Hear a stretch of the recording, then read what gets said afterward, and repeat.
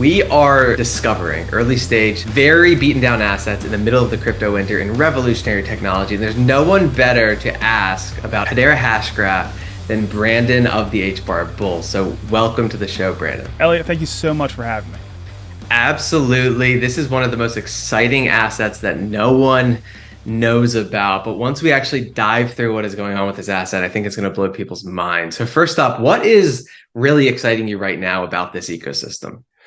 Well, it's the ecosystem itself. We always knew that Hedera had all the pieces in place. It had the technological capability to do so much, and it had so much potential. But what wasn't there early on was the ecosystem, all the infrastructure that needed to be in place. You know, whether it's the wallets, whether it's applications that are easy to use and fun to use, things along those lines. And that's what we're seeing an absolute explosion in right now. Not only retail use cases, but also enterprise use cases as well.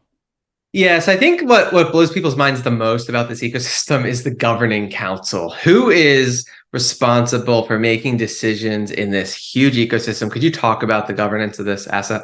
Yeah, absolutely. So to start off, the founders of Hedera, the inventor of the Hashgraph algorithm, Lehman Baird, and Mance Harmon. And actually, this lands more on Mance Harmon, who had been really close and working with Lehman Baird for years. They identified certain things that needed to change within the crypto ecosystem if these platforms were going to be successful. And, you know, it was things like fairness. It was you need to have lower fees. You have to have higher efficiency. You have to have more speed and throughput. But one of the things was you need to have better governance. They had just watched what happened with, you know, the hash wars with Bitcoin and the forking of that network. And they looked at that and they said, if there's mission critical applications being built on these networks, there can't be confusion on which fork to follow. You know, right. That's not going to work for these enterprises that they wanted to be able to cater to. Because if you can meet the needs of these huge enterprises, you can meet the needs of anybody. So they said, well, who are going to be our users, or who are our target users that if we can meet that bar, we can meet anybody's bar? Well, it's these huge blue chip enterprises throughout the world. So they kind of modeled it after Visa. It was the early how Visa kind of brought all these different entities together to work together. And so at first, of course, everybody thought that was crazy. Like, you're never going to be able to do this, get blue chip organizations from around the world to govern one of these networks. But, and we would come up with, you know, who are our dream council members? And if anything, they've actually exceeded our expectations. But right now, so the governing council, they wanted to divide it, between different industries. They wanted to make sure they were in different jurisdictions, so different places around the world. They also wanted it to be diversified across time. So these members aren't permanent. The only permanent member is actually the company of those founders, Swirls Labs, and they handle a lot of the management of the network and things along those lines. But they have all the other ones as well. And you might have heard the names. We have Google, we have IBM, we have Tata Communications, LG out of Korea, we have Nomura out of Japan. I mean, the list goes on. Right now, we have 29. Dell. I mean, I could list them all off, but it's a really impressive list and exactly what they wanted. It is spread out. We have them in the Middle East. We have them in Australia. We have them in Asia. We have them in the United States, even South America, the Middle East, so forth. So they've done a really good job there. They're spread across industries just like they want. We still have a fair amount of time before these governing council members will start to roll off, and we'll get new ones, but I don't think we'll have a problem. There's a deep pipeline of enterprises that really want to be engaged with this, and it's impressive to see. One of the other things that's kind of funny is Hedera had a meeting with Facebook because they were potentially going to be a council member. And not long after that, all the stuff came out around Libra, right? Their platform that they wanted to have. And really, they took the governing council structure that Hedera wanted in the governance of their own platform. Now, there's a big difference there because you have this the main entity creating that was Facebook, and the regulators, the legislators out there said, we're not going to give you that much control. But Hedera is really a ground up movement. It's a startup that started from the bottom up, and it seems like everybody's fine with what we're creating here. So one of them is Avery Dennison. Mm-hmm. They have this Atma platform. They're pushing through Over 1,000. Is it true they're pushing through about 1,000 transactions per second on Hedera Hashgraph? Well over at times, and we've had peaks over 10,000 transactions per second. So Wow. yeah, and what Avery Dennison, mainly what they do is things like RAFD tags and tags for, apparel and things along those lines, which is of course used in supply chain. And what they're doing is they're using the Hedera consensus service. And there's been a lot of confusion in the market around the consensus service. People see that and they think, well, they're just counting the transactions for consensus. That is not what it is. And I know there's been some other platforms that have done that, but that's not what it is. What the Hedera consensus service is it's like an online notary or an online data logging service. And the way Avery Dennison is using it is they have billions of objects that they track through their supply chain. And at each point through the supply chain, they're using this Atma.io platform, which uses Hedera consensus service to track those items through their supply chain lifecycle. And they're using it mainly right now for carbon tracking, things like that. But that could be used for anything. And we actually have several really exciting supply chain use cases that are being built in the space. So yeah, you touched on kind of like the question about what are these transactions? Is a transaction on HBAR the same as a transaction on Bitcoin or Ethereum, meaning something occurred? It's not like something occurred and it's like calculating all these different little other layers in the DLT. Because I know, I think the founder of Cardano said something like that. He's like, no, it's not the same. But just could you set the record straight? They are, yes, those are real transactions. It's not like the gossip, to create that consensus. Consensus has actually been reached on, in that case, the data that's being logged. There's several different services within the Hedera ecosystem. You have the consensus service, which I like to call the Hedera online notary, which is just logging that data. There's the token service. So you can build tokens on the base layer. You don't have to create smart contracts to create tokens. It makes things a lot more efficient in a lot of ways. We also have a smart contract service. We have a file storage service and so forth. We also have, obviously, the cryptocurrency service, which is how you send the HBAR back and forth.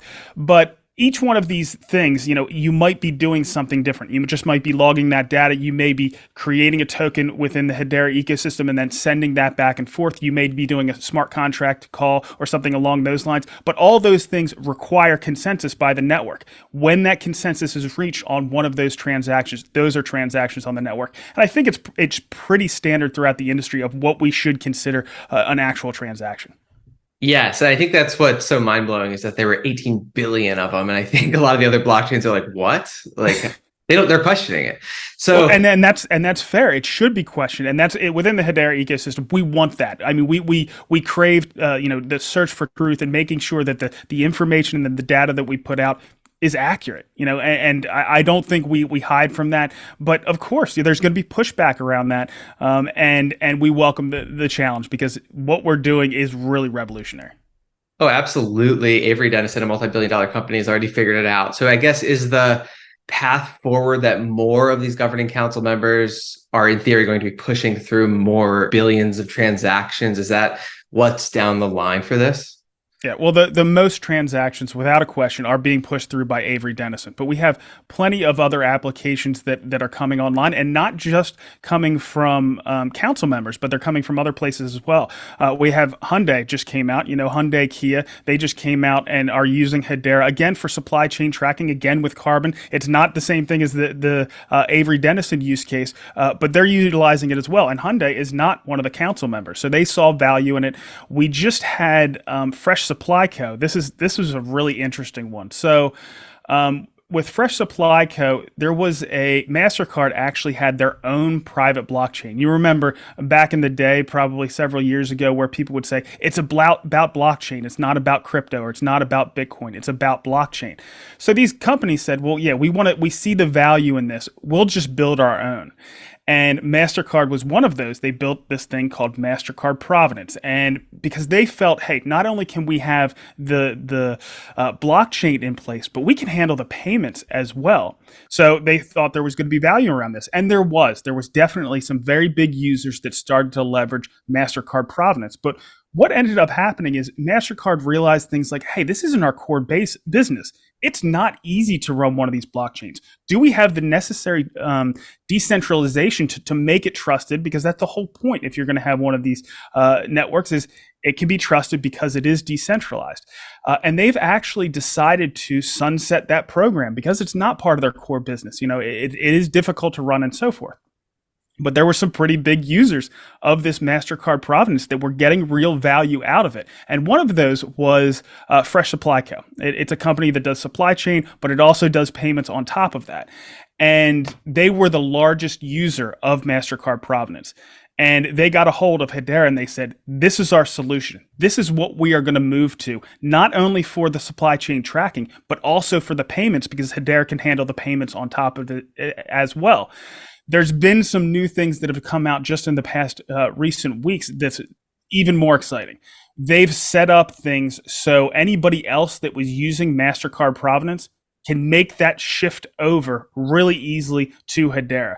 And It's catching the attention of MasterCard as well. They obviously saw value in this. They just didn't have everything in place to continue it on. And this shift is going to be really important. And for companies like MasterCard to survive in this new decentralized world, they're going to have innovations like Hedera and leverage those innovations to make sure that they survive. That is very good to know, because I don't think a lot of people know about all that. That's like all behind the scenes stuff.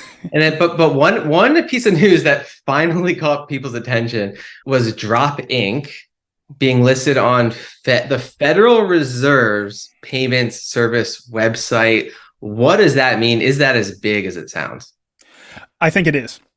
I think there are a lot of misconceptions around it. If you go to, just to let everybody know who I am, I started a completely different industry. I'm actually building within the Hedera space, but I'm also a contractor with the HBAR Foundation, just with community engagement, things along those lines. You might have seen me on my show. I do an ecosystem show that covers everything within the space.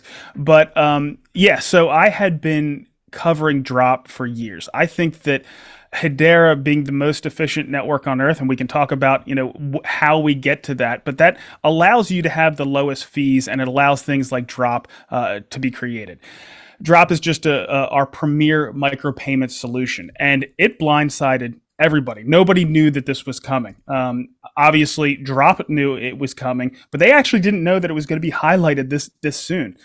So that they were a little bit surprised by it. But it was highlighted on the FedNow system. They're looking for all kinds of solutions that can help provide these rapid payments. And I think Drop is the first, public DLT powered platform that has been featured by them. I talked to Sushil. So Sushil is the CEO of Drop. If you go to the HBAR Foundation Twitter page and you go back to last Monday, I think this news actually first broke last Sunday, so about 9 days ago. If you go there, I did a nice interview with Sushil, and he explains everything. And if anything, I was more excited after talking to Sushil. There are a lot of things that happen between now and when we actually start to put transactions on the network. But the scale he was talking about this, as long as the banks, actually decide to move forward with this, and he sounded pretty confident about that. He's talking about millions of additional accounts on Hedera and millions of transactions per day. So we're talking about full scale when we're talking about Drop. I think they're doing some great things in the space, but it's not the only micropayment solution that's going to be built within the Hedera ecosystem. That's for sure.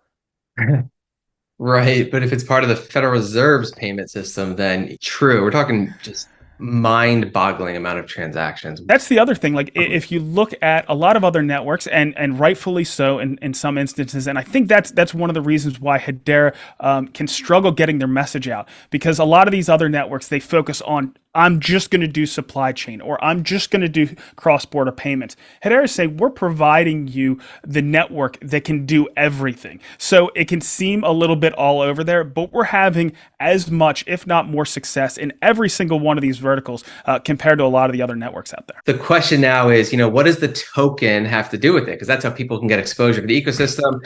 What is the utility of the token? Sure. So to start off, the token is HBAR that represents the Hedera ecosystem. It's the most used token, obviously, within the ecosystem. It serves two main purposes. So the first purpose is to secure the network. Hedera is a proof of stake network. It's part of the secret sauce that makes it the most efficient network. That and then the ultra efficient consensus mechanism, the Hashgraph. But you have to have, from what I've seen in the industry, proof of stake is the way to do that. So you have to have a limited resource, whether that's power in proof of work or whether that's the cryptocurrency itself, to secure these networks. So that's one of the purposes it serves. The other is for all of those API calls, all those calls that you can make within the Hedera ecosystem, whether it's for the smart contract service, whether it's for the token service, whether it's for file storage, and so forth. All of those fees are priced in dollars, and that was a business decision, but they're paid in HBAR. So it essentially is the oil for this ecosystem. It allows all the things to move forward and everybody to pay for the services that they're utilizing. And do you get a governance vote just by holding the token? No, so the governance is strictly facilitated through the governing council. They do make all of the decisions. Do they listen to the community? Absolutely. But for effective governance, I mean, we see it in normal governance as well. You know, a pure democracy is a mess. But almost every government on earth is a republic, right? You have representatives who represent the best interests for not just, you know, all of the individuals, but, you know, the entire society as a whole. So that's how they've pretty much set it up. Okay, that's a great point. And so you're pretty excited about the supply demand fundamentals because you think the more it's used, which obviously we just talked about a tsunami of usage coming, the more it's used, the more valuable the token's going to be, essentially. Sure. I mean, there's certainly the speculation aspect of it. Like, hey, we think this network is going to do well. We think that the fees are going to generate. It's going to be able to sustain the network. The fees generator are going to be used essentially one of three ways. It's going to be used to build out the ecosystem, the network. It's going to be used to incentivize nodes, to have more nodes come online. And it's going to be used to incentivize token holders themselves through the staking rewards. But the second part of it is that there's the rotational demand. So fees are when you have an application or whatever it may be, they are going to have to buy HBAR on the open market unless they get it through, you know, a grant or something along those lines. And that's all part of the ecosystem building. They are going to have to acquire somehow those tokens. And in the future, that's mainly going to be done through purchasing them on the open market. Then it's going to sit there in their account until eventually they use it to pay for the fee. And then the fees are going to go back to the council. The council is going to have to sit on them for a while before they decide how they want to deploy them, whether it's to token holders, those who are running the nodes, or to provide grants or do whatever to continue to build out the ecosystem. But during that time when it's held off the market, I consider that like a rotational demand. And I think that's one of my theses as to why it's going to be successful there in the future. But it'll take a fair amount of time before we really ramp up and we have the necessary usage where that rotational demand really starts to impact the market. Yeah, that makes sense. But it's fun to understand it before all that stuff happens because it's like as an early stage investor, it's good to get in early, essentially. Yeah, well, you have to see what it's going to be like or try to figure out this. That's why it's so fun to be an investor, especially in these cutting edge technologies. You have to try to see what it's going to look like years down the line based off of what's happened to this point, what's happening now, and what you think is going to happen to really make a good assessment of where that asset is going to be in the future. 100%. And so another big question, people love Bitcoin because of its fixed supply. How about the tokenomics of Hedera Hashgraph? I know that it requires a unanimous vote for all the governing council in order to increase the supply. So it'd be huge for anyone to change the total supply. But could you talk about kind of if it's fixed or not? Yeah, so it's a very high bar. That's not going to happen. Essentially, the bar is so high that the supply is not going to change. The total supply of HBAR is 50 billion. As we said, that's not going to change. About 60 to 70%, I would have to take a look exactly where we are right now, have been distributed. Now, some of those have been distributed to entities that are building out the ecosystem. So the HBAR Foundation, there's the Swiss Hashgraph Association, there's the DLT Science Foundation. So these entities are also getting ready to deploy those HBAR over time, but they're being used exactly how they're supposed to be, building out the ecosystem and hopefully building out the use cases that will eventually in the future allow us to have some of that rotational demand that I was talking about before. Yeah, no, the founders of HBAR really thought this out in terms of how these tokens are going to be used to invest into the ecosystem. And then Mhm. finally, it'll mature into kind of a self sustaining, decentralized ecosystem. So, could you talk about just confirm kind of the decentralization aspect of it? Are we there now, or will we get to true decentralization? Sure. Well, this is how I look at it.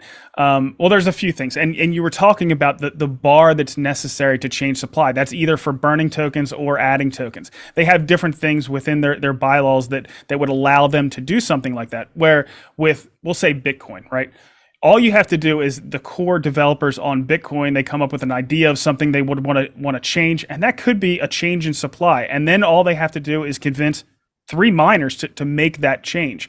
This is why I think the practical decentralization of Hedera, at least in the form of governance, is more so. To meet that bar of getting a unanimous decision throughout the council is very high. And the really critical things that would be, we'll say, controversial to change have that really high bar. And then some things require supermajority, and then some things just require a simple majority. But I think that from a practical standpoint, they do have decentralization and governance, and probably better than most other places out there. Then there's the decentralization in consensus. And Hedera right now, compared to a lot of other networks, I would argue is not super decentralized. So all the nodes right now are run by those council members. So we have 29 nodes right now. But again, they're very methodical in how they do these things. So we'll just say if throughout time they call it a path to decentralization. So they started originally and they just had, 5 or 6 council members running nodes. That's how it started out. Now it's up to 29. Within the next year, there's going to start to be added community nodes. So they're going to start to pick out trusted community nodes, people that are building in the ecosystem. We'll say, we have some popular wallets like Hashpack or Blade Wallet or other entities that are building in the space that might run additional nodes. And then over time, eventually we are going to have anonymous nodes. But I think one of the big drivers for this, and this is an afterthought, I think, for a lot of platforms, is I want to make sure that Hedera is running as efficiently as possible. And that may be having, 200, 300, 500, 1,000, 2,000. I'm not sure how many nodes per shard is going to be necessary, but what we want to have is multiple shards. So Hedera is designed to be sharded. We talk a fair amount about all of the capabilities of Hedera. Right now we're throttled down to 10,000 transactions per second. It can handle many tens of thousands of transactions per second, and we've actually gone through that throttle a few times. But if we needed more capability, if we wanted millions of transactions per second, which I'm expecting at one point, we would have to have multiple shards. And shards are essentially just additional networks that can speak to each other, that can expand the network pretty much as far as you would like. And what I think we need to figure out is how many nodes per shard is the necessary decentralization, but doesn't hurt the efficiency of the network either, because we want to make sure that we can still process transactions in a timely manner, that we still remain really green and efficient, and so forth. So I think in time, what we're going to see is, we'll find out what that necessary amount of nodes are per shard, and we'll incentivize the anonymous nodes to come online or go offline based off of making sure that we have the most efficient and most capable network on Earth. Yeah, that kind of speaks to the whole question of the Byzantine generals problem, which is It's like you have to choose between decentralization, security, and what is the other one? Decentralization, security, and speed. Yes. So yeah, Yep. Hedera Hashgraph extremely fast. I love using it. You can transfer it. Like there's very little delay, whereas like Ethereum or Bitcoin take forever, like to move it from wallet to wallet. So I love that. But I'm sure, as we talked about, big industry has also figured that out too. So super fast, decentralized, getting there, and then security. So are you confident that we figured that out for Yes. HBAR for the long term? I really do. I think that we're going to at some point have hundreds or even thousands of shards, and we're going to have whatever the necessary number, whether that's several dozen, whether that's several hundred, whether that's thousands of nodes per shard. So essentially, it's going to be an ecosystem of thousands and thousands of nodes, all operating in tandem. So I do think we've figured it out. Now, the Byzantine generals problem that you referred to, blockchain, it's not that. Hedera has completely solved it. It just operates on a completely different level with a completely different amount of decentralization and speed and all that kind of stuff. It works on a different plane. But then once we shard it, it really can scale to an infinite position as long as we have enough nodes. Perfect. So I've tried to ask all the questions that a skeptical investor might be wondering. One of them is security, just I want to touch on because we've seen Solana halt like 1 billion times. HBAR, has there been some hiccups along the way in terms of the network halting? If so, could you speak to that? And could you talk about how secure the network is and how strong Sure. it is? Yeah. So the base layer has the gold standard in security. It's asynchronous Byzantine fault tolerance. And just like with the efficiency, I don't ask you to trust me on the efficiency. University College of London did a study on the efficiency and found that Hedera was the most efficient. Same thing with the security. So they actually had Carnegie Mellon, the very prestigious university, do a COQ proof, which is like a computer-based algorithm prover to prove that we are asynchronous Byzantine fault tolerant. And I actually don't know of other networks, unless they've kind of borrowed the Hedera consensus algorithm, that even claim to be ABFT security. Now, in addition to that, that's the base layer. In addition to that, there are the services that are built on top of it. Of course, all of this is computer code. So there's computer code for our smart contract service. There's computer code for the consensus service, for the token service, on down the line. And there was, let's say about 5 months ago, there was an exploit found on the smart contract service. So a bug in the code happens all the time. And Hedera, because their effective governance, were able to, they didn't shut the network down.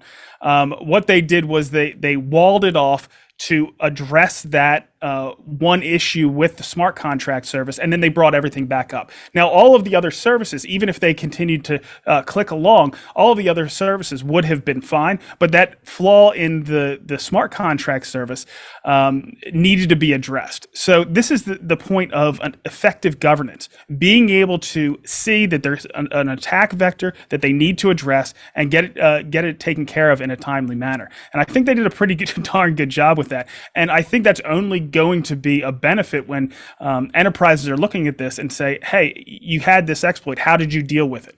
Well, they dealt with it fairly effectively. And it's kind of a hallmark of an anti-fragile system. So a system that when it's stressed, it actually gets stronger. So when we were stressed and we had this exploit take place, they fixed that. And now the entire ecosystem as a whole comes back stronger. It's something that I think is going to serve us well in the entire crypto industry. So the entire crypto industry is this way. We'll see issues happen in the space. We'll see something like algorithmic stablecoins. They don't work or they haven't worked to this point. So we shift our focus into, a stable coin that does work, or a structure around stable coins that do work. So I think this anti-fragile aspect of cryptocurrencies, including Hedera, are going to be important going forward.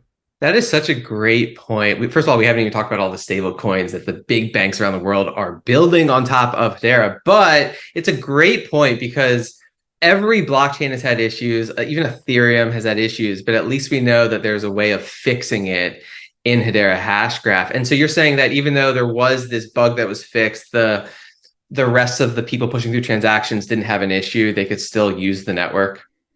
They could, but they actually, when they did this, they left the network up, but it was only transactions between the different nodes. So they kind of walled it off temporarily. If they left it up, yes, all the other services would have been fine. There wasn't an issue there. There was no issue with the base layer, but there was an issue with the smart contract service. What I've seen is some other networks, or there's been other exploits, and they will lose tens of millions of dollars before they catch it and get it under control. They were able to address this at a much earlier stage with the effective governance that Hedera has. That is really good to know, because that is what I was getting at, that issue that happened 5 months ago. And here we go. So, wow, we covered the mass adoption of this technology. We covered the governance, the tokenomics, all incredibly exciting. Is there anything else that you want people to know about? We talked about a new app, Galaxy, which is a social media network. Anything else exciting to you in this space?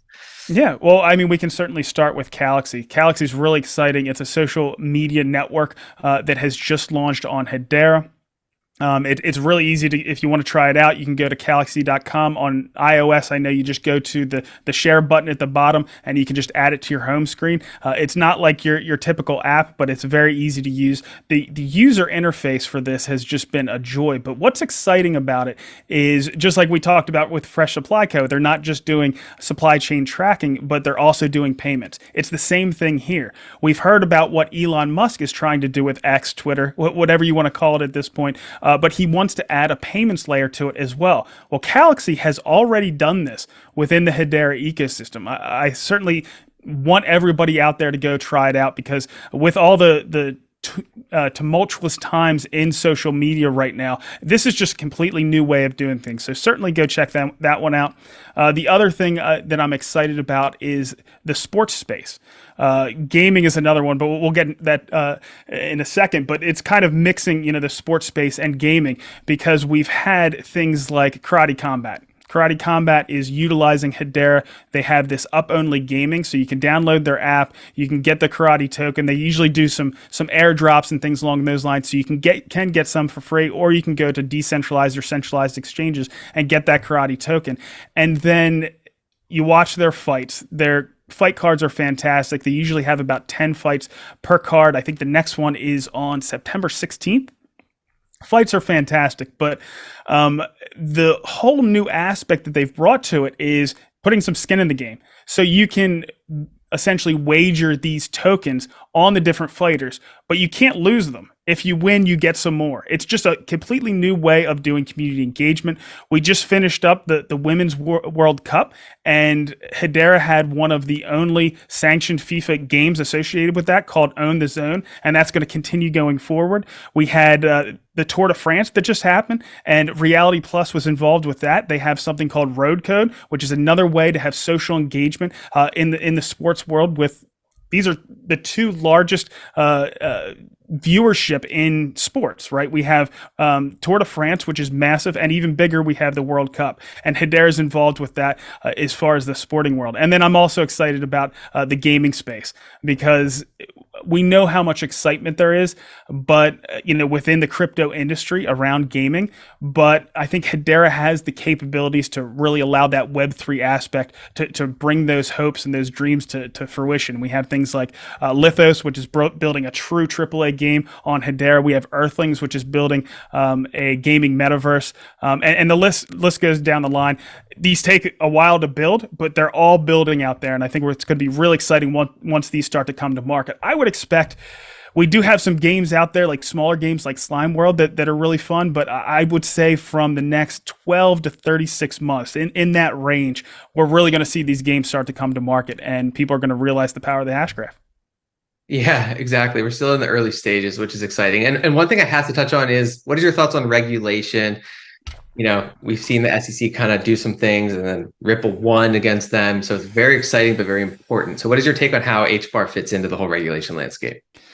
From the very beginning, Hedera has been as regulatory compliant as they possibly can be, considering this really gray space that we're working in. For example, they've only ever distributed the tokens through these simple agreement for future tokens, the Reg D, so it was registered. So they're trying to follow the regulation as closely as possible. And then, of course, they trade on the open market. And from what we saw from Ripple, the cryptocurrencies themselves probably aren't going to be considered securities. I think the United States, usually lands on the right thing after they've exhausted all other options, and we're going through all those other options now. But I think the judiciary, especially with that Ripple case, was landing on the right answer. But I think we have some positive developments in the legislature as well. We had that act that just passed through committee in the House, and I think that's a beneficial development on the legislative front. So even if the judicial front doesn't work out for us, I think we will have some benefits coming out on the legislative front. They're going to get there. I mean, it's happening in every other major jurisdiction in the world, whether it's Japan, whether it's the EU, and Singapore. You just go down the line, Australia. They're all pretty much coming up with good regulation around this, and the U.S. is just not going to be able to compete if we don't come up with some good rules and regulation around the crypto industry. And even if it takes a little while, I think we will get there. Yeah, and what you're saying is just so groundbreaking because you're talking about regulatory clarity, which is what everyone's waiting on. And if you can actually see what's going on behind the scenes, we're very, very close. So again, exciting for early stage investors. Anyway, I really appreciate you coming on, spending your time sharing with us all your knowledge on this incredible ecosystem. Where can people go to learn more and stay on top of updates? Yeah, it's absolutely my pleasure. Thank you for having me. There's a lot of places. So Hedera puts out great stuff on their Twitter. They're very active on Discord as well. The HBAR Foundation, we have a blog that you can look at all the things that we're working on there. Also very active on Twitter. But one thing, if you just want to kind of get a good overview of what's going on in the Hedera ecosystem, I do a show every Friday. It usually comes out around 4 or 4:30 Eastern, and we cover everything that's happened within the last week within the Hedera space. It can be very hard to keep up with everything that's going on. It's usually pretty long because there's a lot of stuff going on. I was almost an hour and a half this past week. But if you want to check things out and keep up with everything that's going on within our ecosystem, that's an easy one-stop shop.